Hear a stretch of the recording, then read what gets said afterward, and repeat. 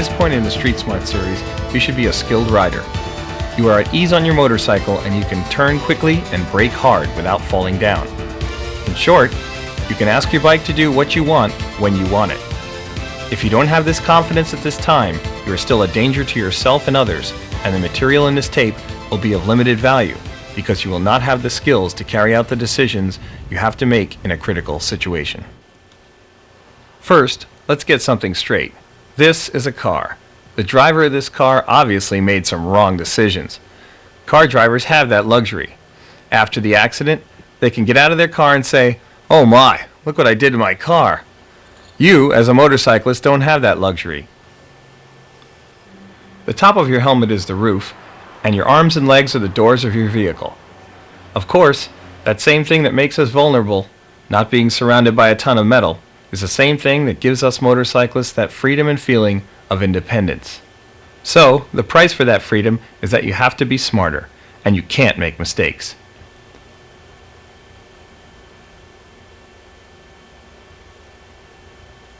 So, if you don't do it right, you can end up dead.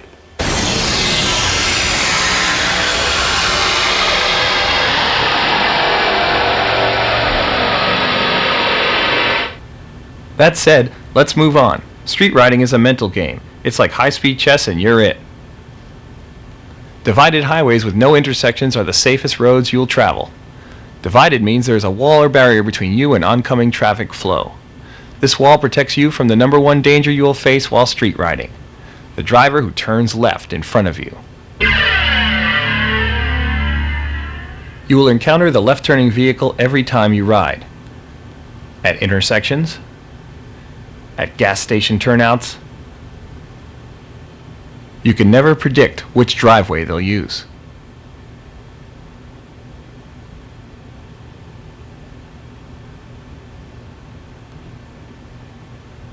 Sometimes they'll even turn at spots you never expected.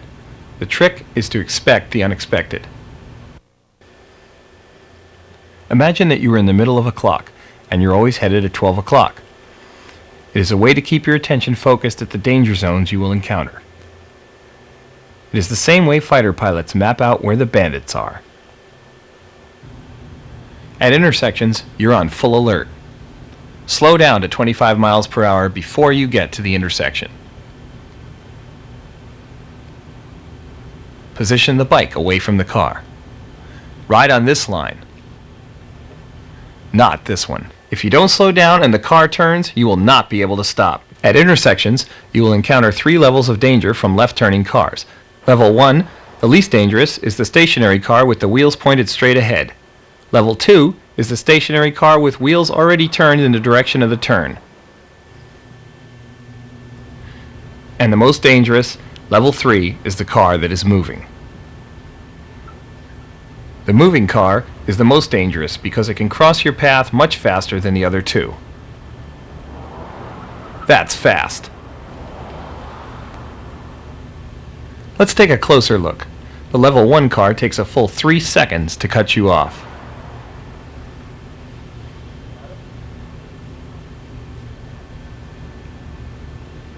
The Level 2 car, with wheels already turned, takes 2 seconds.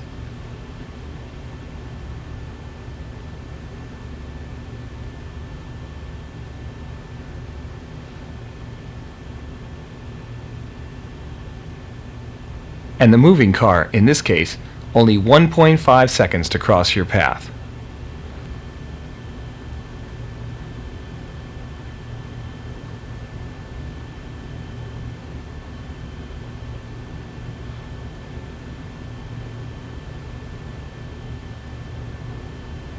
So, what are your choices?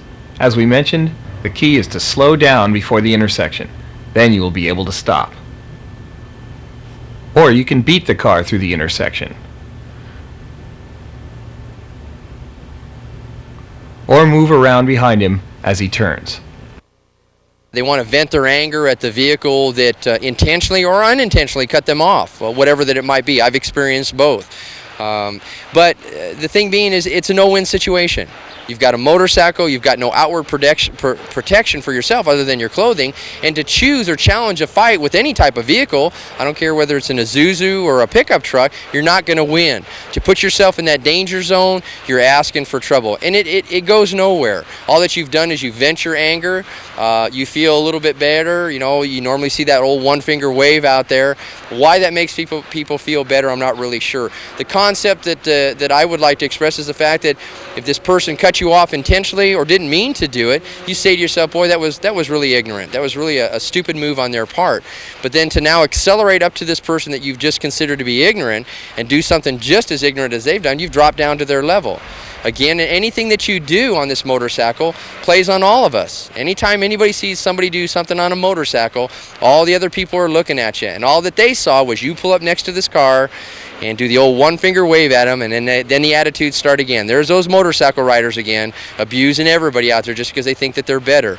So don't do that. Think of the fact that something happens, let the problem go on, relax, don't tense up, and let it go away. Don't be part of the problem. Again, that's what you're going to do. You're just going to create more anger and more problems for yourself.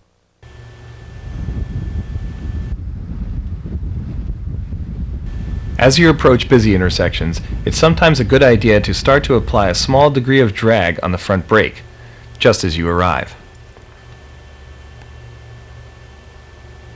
That way, if you do have to stop, you're already beginning to stop. As you move past the point of no return, that point where you are committed to going through the intersection, you release the drag on the front brake and are ready to accelerate hard if a car turns in front of you.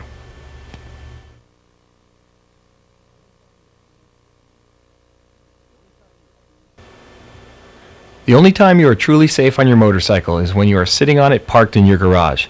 As soon as you start it up and head out on the streets, you are now being constantly bombarded with situations and decisions that affect your safety. After a rider has been riding long enough, he or she develops what is known as the wide picture. Seeing the wide picture means that you are taking in the whole surroundings. It is a peripheral view of all things that may affect you in some way. You learn to spot things that don't look right. You just don't focus straight ahead of you. When there are two lanes, move over and travel through the intersection in the far right lane. Of course, the best way is to have cars in front of you, and you follow them in. When riding down city streets, ride in the right-hand tire track. There's no reason to ride in the left-hand tire track if you don't have to. Move away from oncoming traffic. Ride in this lane. It gives you more room between you and oncoming cars. More room is a very good thing. Brake before you have to stop, then check your mirror to see if the car behind you is going to stop.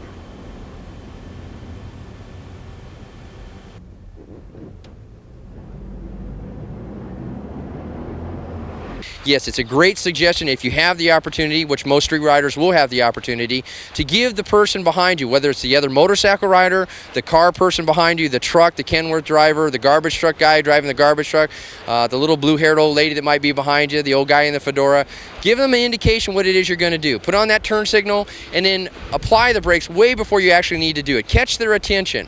You know, maybe brake at mid-block. You're not really going to apply the brakes to slow down, but apply the brakes so that brake light comes on, give them an indication what it is that's going to happen, and then pay attention, see how they're reacting to it. If you don't get any reaction at all, you might want to try it again. If you still get no reaction, two choices. Don't make the turn where you plan on making the turn, or accelerate, give yourself some lead time, get into that turn, and get out of it as quick as you can, because this person, no matter what you do, you're not going to wake them up. So you got two choices. I would recommend, depending on the situation, to maybe pick another spot. But if you have the opportunity, you have enough lead time, accelerate away from the problem that might be behind you, get into your turn, get out of your turn, you should be fine. All intersections must be cleared. That is to say, you don't proceed until you are sure that oncoming traffic will not cross your path. The same is true for stop signs. You stop, wait, and clear the intersection.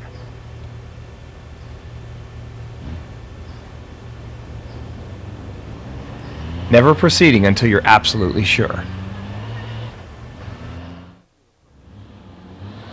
Sometimes you'll approach an intersection just as a fast-moving car is coming from the opposite direction. You don't know if the car is going to turn or not. You move over and slow down, practicing broken rhythm. In essence, you slow down your speed and wait out the car to see if it will turn. This technique occasionally pisses off the driver because he or she had it timed perfectly to turn after you went by. But better safe than sorry. Yeah, it's a good theory. It works great. Plan and just expect and know that nobody sees you and ride in that manner. Again, like we talked about the intersection, that's Mr. Invisible right there, Miss Invisible. You go through there, you're invisible, nobody can see you, and you need to sneak through there and get there as safe as you can, and that's why you need to slow down. Here's a tip. When you stop at a one-way street, don't just look in one direction. Look both ways. You have to always be looking for the unexpected. You must be ready to react instantly to dangers.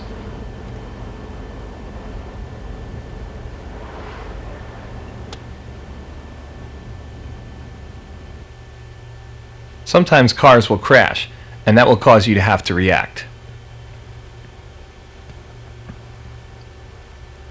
Some situations are easy to read. As you pass cars stuck behind a left-turning vehicle, expect them to move over. They will. You are following a vehicle and it pulls to the curb to park, and instead does a U-turn. Be ready for anything.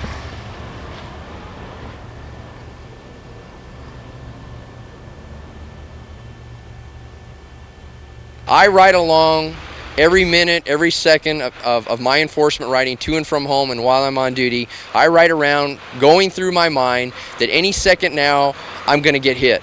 And every car that passes by me, every car that I pass by, I anticipate that this person is going to do something not out of meanness, not out of spite, not out of even really wanting to do it, but out of a mistake, is going to cut right in front of me, and I'm looking for my exits, my safety zones, or whatever I need to do. I mean, in case they do what I think they're going to do, I need a place to get out of it. So anticipation is a big part of it. Anticipation is the key to riding a motorcycle, to expect the unexpected and believe that it's going to happen right now.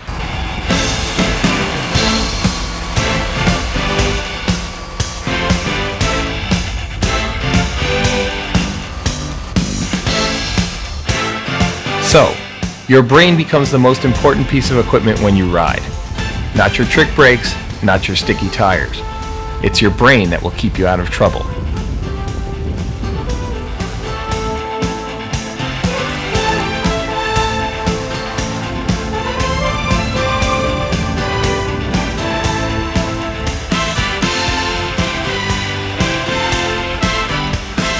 Away from town, in the canyons, there are some basic strategies to follow. As you enter corners, you must take a deep outside line. That way, in a left-hand turn, you can see further into the corner. It also puts you farther away from vehicles that are over the line.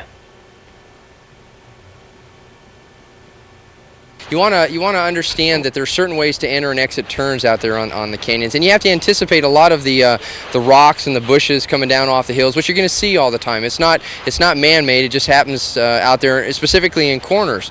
As you enter a right-hand turn, you want to drift out to the left a little bit because you want to get a good, clean shot as far around to that corner as you can get.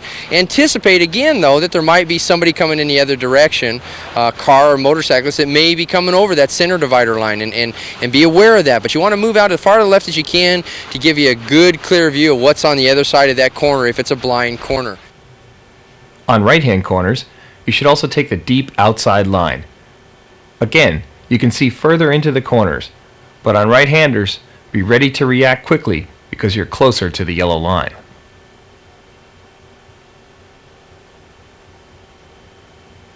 If you take an inside line and you're going too fast, that line will make you drift wide at the exit of the turn.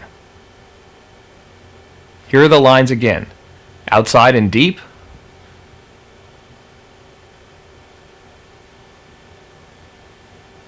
and the inside line.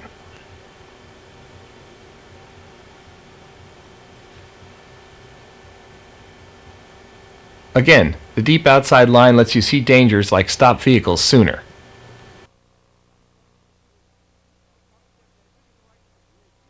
The concept, especially if you're riding with a group, you talk about riding side by side. You want to offset.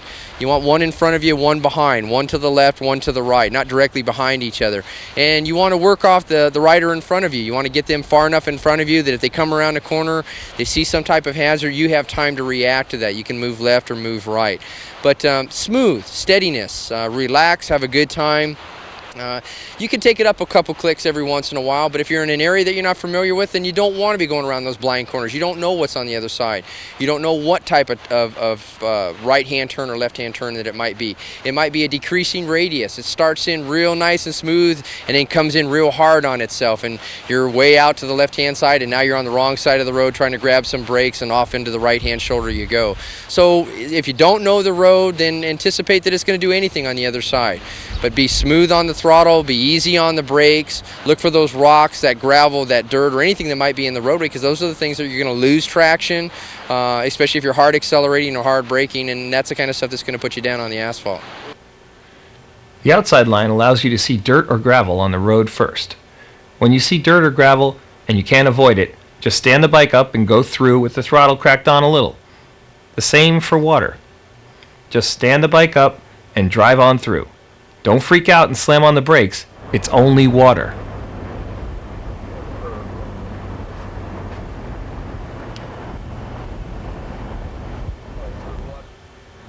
Here's another example of the outside line. The outside line puts you farther away from oncoming vehicles in left-hand corners. This rider had less time to react and was in a very dangerous situation. If you need to stop while leaned over, just stand the bike up and apply the brakes while straight up and down. If you really have to stop hard, do this maneuver as many times as needed. A small countersteering input, braking, and then countersteering to get back into turn is the way it should be. You should practice this. When in town, be careful when using those shared left turn lanes. It's not a good place to be on a motorcycle. Remember, you're invisible.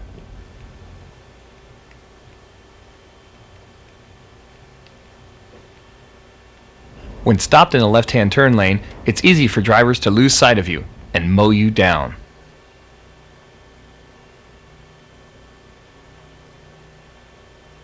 When following a vehicle into a parking lot, don't follow directly behind him. The vehicle could stop, leaving you hung out to dry. It's better to wait and let the vehicle go, then follow when you're sure there's room. Again, we don't recommend these shared lanes for obvious reasons. We can't go over every possible scenario you will encounter. Some of the things you'll see, we would never be able to dream up. You must always be ready, relaxed, and ready to react.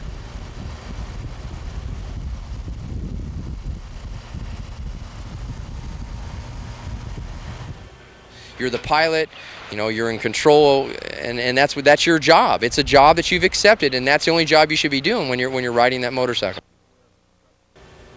Always keep aware of obstructions that may block other drivers' vision. Spot danger zones before you're in them. This one's easy.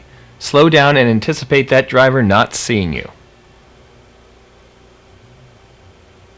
Here's another one. A line of cars stop for no apparent reason. You can't see the pedestrian through the truck. This would be a good time to be aware of who's behind you and if they're going to stop. There is no right way for every situation. You must be ready to adapt to changing traffic and road conditions. That's where your riding skills come in. You have to be physically able to get the bike where you want it to be at a moment's notice with no hesitation. Reaction time is everything. See it, think it, and do it.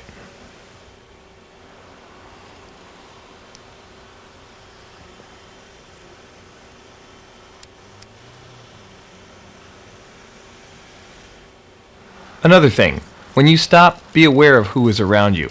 This was a very nice gentleman, but we've heard of riders being attacked at intersections. But hey, we live in Los Angeles. Now, onto the freeway. You need to keep your visual horizon up. Send your eyes out as far as they can go and work your way back. All the way out to the horizon, work your way back. And as you're working your way back, you're looking for road hazards. Downtown Los Angeles, you're apt to find anything from a refrigerator to a chunk of concrete to a car stalled in the lane. And you need to react to whatever you see traffic ahead of you doing. If you see traffic all of a sudden braking and moving to the right, you have to say to yourself, there's something there. You know, when you see it, believe it, and then work with it. It's a case of sending your eyes out as far as you can, working your way back. When you see something in the road, the majority of the riders that I see that have a problem with that is they continue to look at the object. And if you look at the object, I'm not going to guarantee it, but I would say that if you look at the object, you're going to hit it. You're going to run right over it. Why that happens is because you will always go where you look.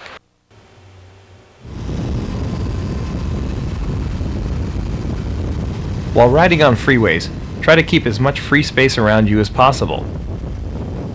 Ride in a manner that leaves you options. Don't get boxed in by other vehicles. Always be looking ahead for the path of least resistance.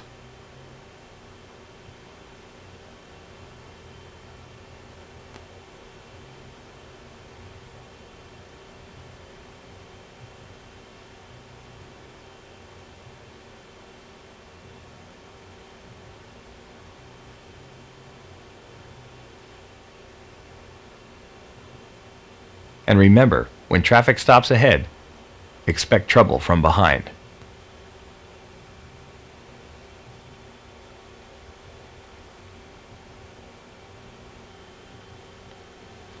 When changing lanes, don't cross over in a blind spot.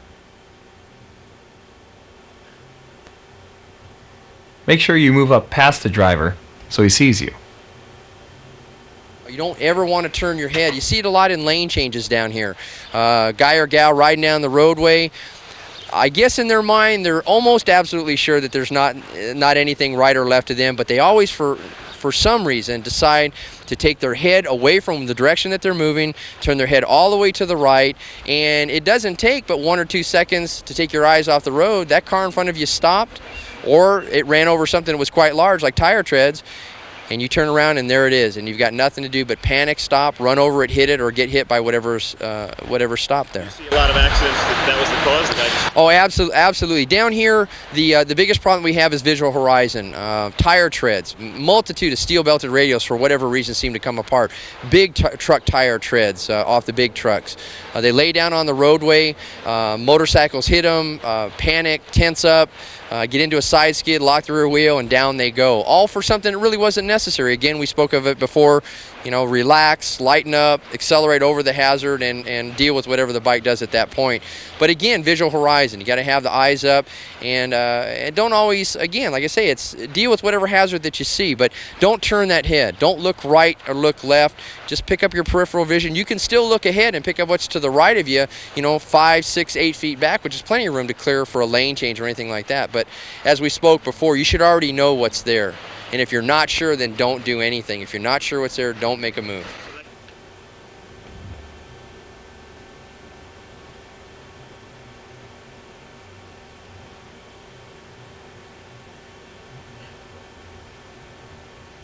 You always want to move away from on-ramps.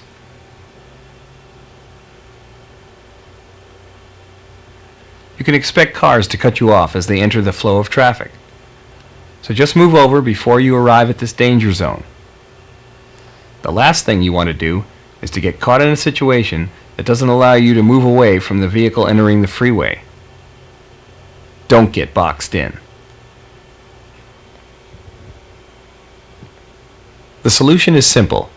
Move over before you arrive at the on-ramp.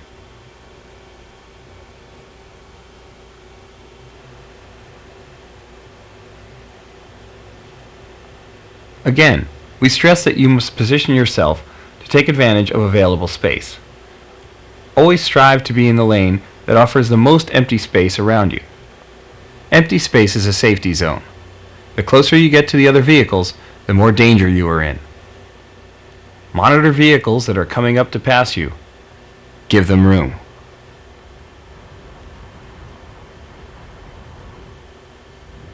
When changing lanes, remember, don't look all the way back. You turn back enough just to clear your lane, then make the change. You should also adjust your lane position as cars pass you. When two cars pass you simultaneously, take the middle of the lane. Split the difference. On certain days, I don't know if it's a full moon or what it is, but on certain days you cannot get out of people's way. No matter what you do, whether it's a police motorcycle or whether it's my own personal motorcycle, it's as if you have a magnet to this bike. Every person seems to look right at you and turn right into you. And I honestly believe that you can go days and days of not having happened to you, and then one day it's just, again, like a magnet, and everybody seems to be doing it to you, cutting you off. And you get to the point after the third or fourth one you think it's intentional because it's happening so often. But again, for 15 of my 18 years I've been riding the enforcement bike down here in Los Angeles, and I have days that it's amazing to me that I don't get run over. The close calls that I have, a lot of it's luck.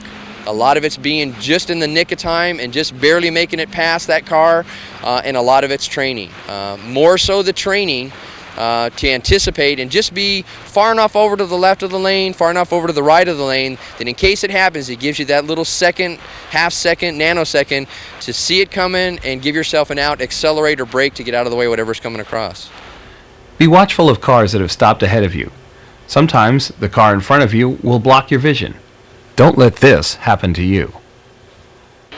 Well, in California, we don't have a law that says you cannot lane split. The way the vehicle code works is, if it's not listed in the vehicle code, it's not against the law. They do not have a law that even deals with riding a motorcycle between cars on a freeway. They talk about straddling lanes, having your vehicle partially in one lane and partially in another lane. So down here in California, or in California itself, it's not against the law to ride between cars. The big consideration and the big mistake that most of the riders make that I see is the fact that they go through the cars way too fast, not taking into consideration the lack of entry or exit that they have for themselves. There is no safety in or out. You've got a reduced roadway width. You've got vehicles that are staggered in different directions, and they just don't plan for the worst. I'm not exactly sure what's going through their mind.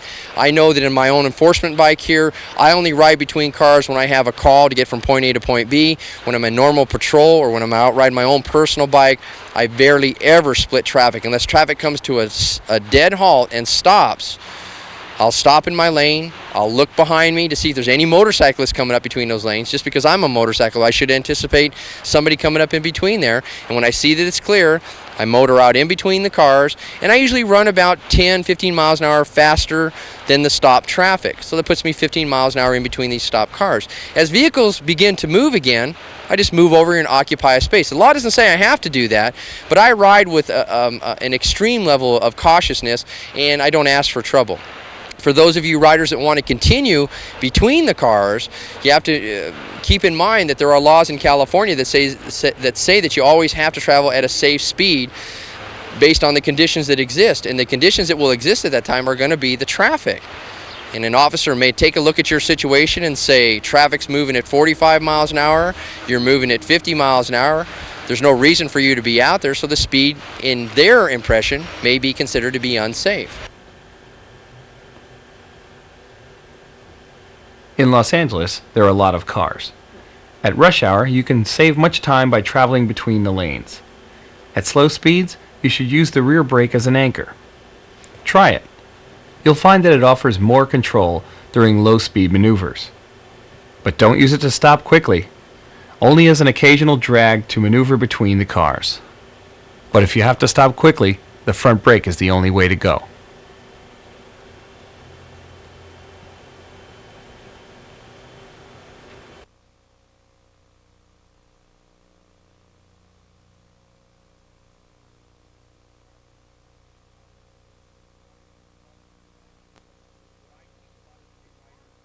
What I teach a lot of the new riders that we instruct is sit far enough back from the car in front of you that you can at least see the tires of the vehicle in front of you sitting on the ground.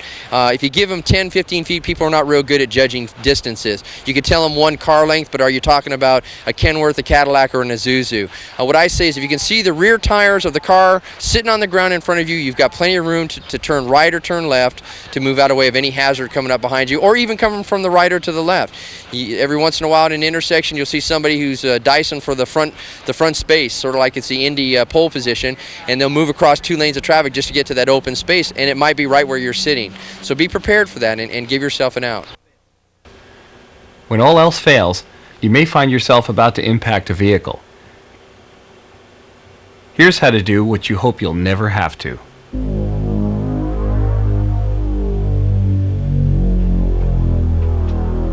Hi, my name is Ron Broyles. I'm a professional stuntman, and I've done this maneuver countless times.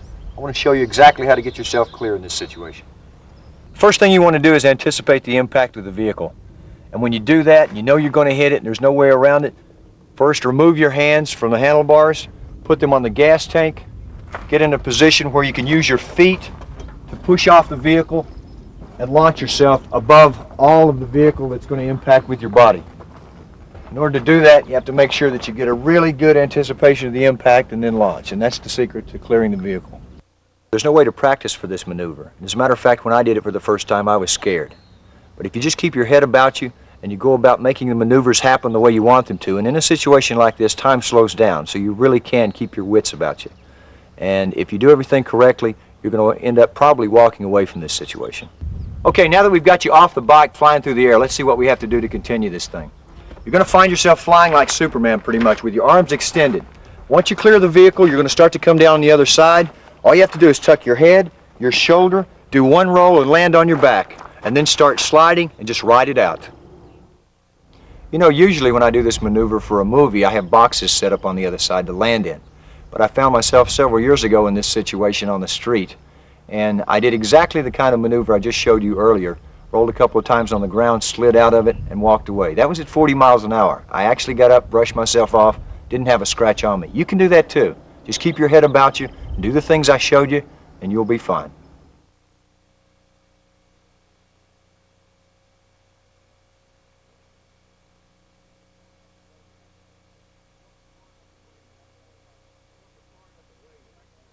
You know, if you're far enough away, there actually is an alternative to impacting the vehicle. That's to lay the motorcycle down.